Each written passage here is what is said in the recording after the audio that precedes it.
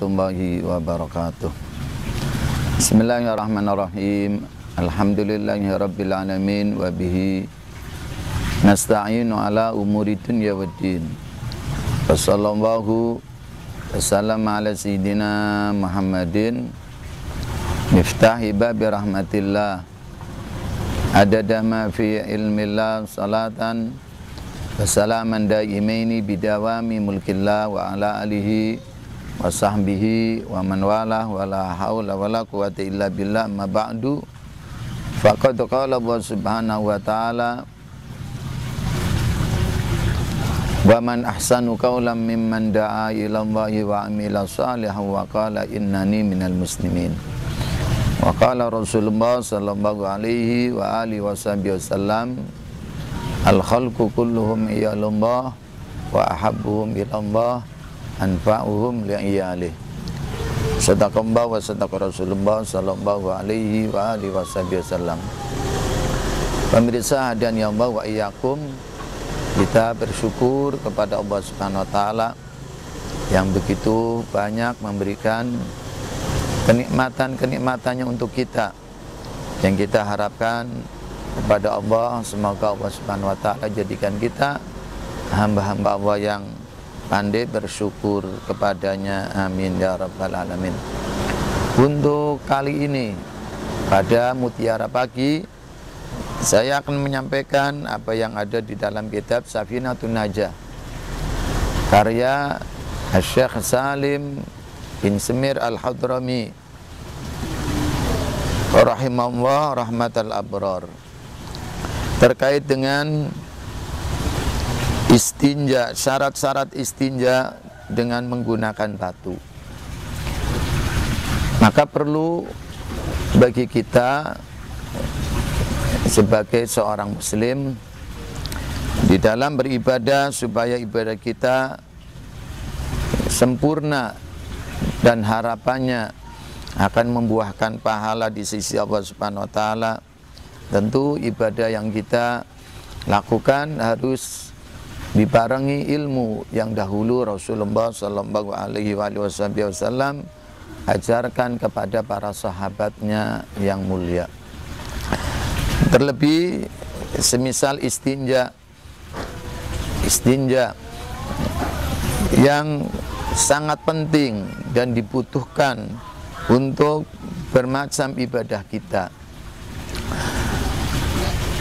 Pemirsa hadirin ya Allah wa iyyakum, istinja yang bagian artinya menghilangkan najis yang ada di kubul dan juga yang ada di dubur dengan menggunakan air atau batu. Maka istinja yang dilakukan oleh banyak orang dengan menggunakan air itu sudah banyak diketahui oleh orang muslim tentunya. Nah, kali ini saya akan menyampaikan syarat-syarat istinja dengan menggunakan batu yang ada di dalam kitab Safinatun Najah. Qala al-mu'allif rahimahullah ta'ala wa nafa'ana bihi wa bi'ulumihi fid dharain, amin. Faslun syurutu ijza'il hajar. Fasal dalam menerangkan syarat-syarat istinja menggunakan batu. Samaniyatun, ada 8. Ayyakuna bi thalathati ahjar.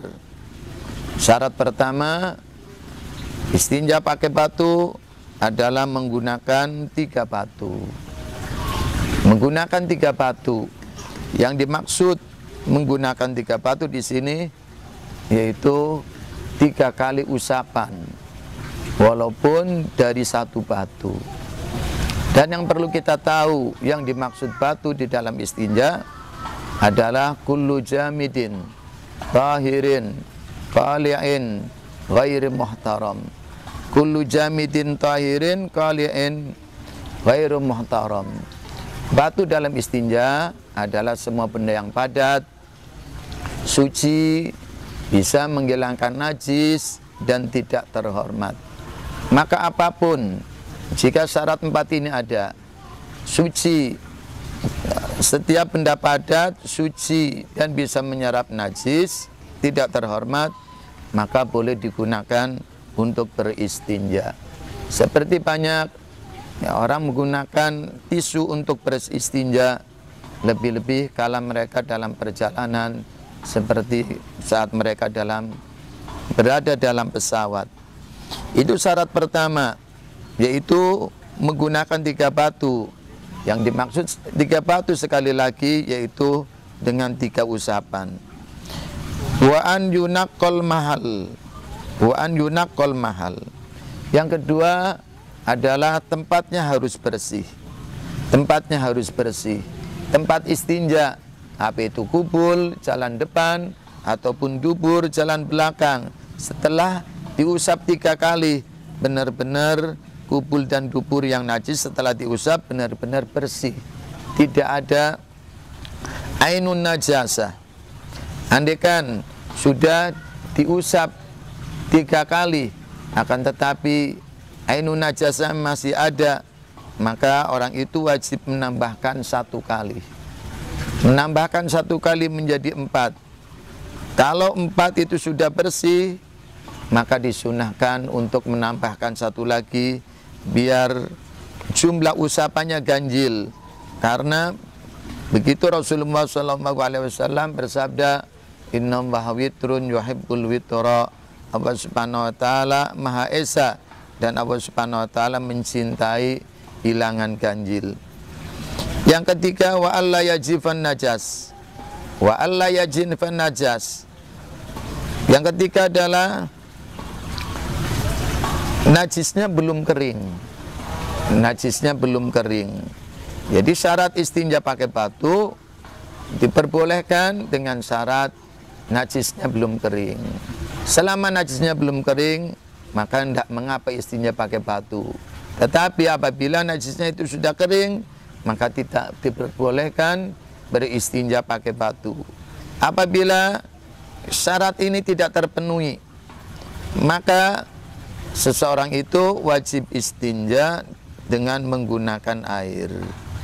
Maka saya ulang lagi, apabila najis itu sudah kering, maka orang itu harus beristinja menggunakan air. Kemudian yang keempat adalah wa alla yantakil, wala yantakil, wala yantakila, dan tidak pindah. Najisnya tidak pindah. Manakala najis itu pindah, contoh seseorang kencing, kemudian kencing itu mengenai kaki, maka bagian yang ada di kaki tidak boleh dibersihkan dengan menggunakan batu, akan tetapi juga harus menggunakan air. Yang kelima, wala yatra alaihi akhar. Najis itu tidak terkena najis yang lain. Najis itu tidak terkena najis yang lain. Apabila seseorang semisal buang air besar, ketika kotorannya itu masuk ke kloset, kemudian air yang ada di kloset itu naik ke atas, mengenai duburnya.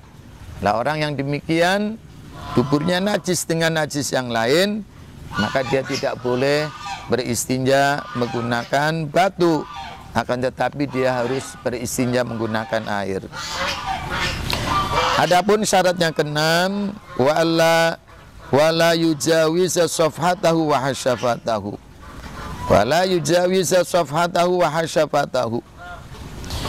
Yang artinya najisnya itu tidak melewati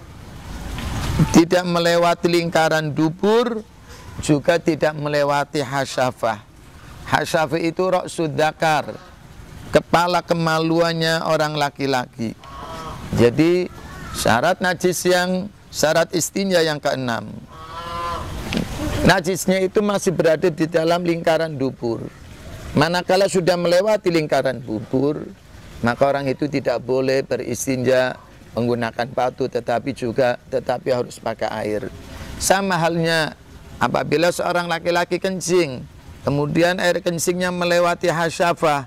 Hasyafah adalah ra'sud dzakar, kepalanya, kepala kemaluannya orang laki-laki. Saat melewati bagian itu, maka dia pun harus beristinja pakai air. Kemudian syarat yang ketujuh, wala yusibahu ma'un. Wala yusibahu ma'un.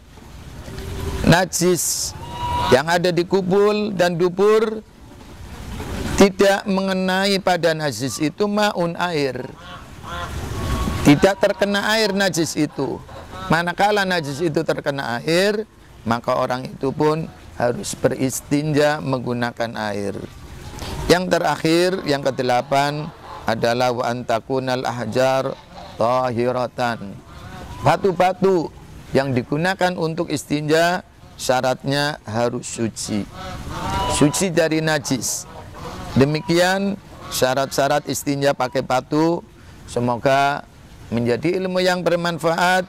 Manakala kita membutuhkan istinja dengan batu, maka kita bisa mempraktekkan sesuai dengan aturan beristinja pakai batu.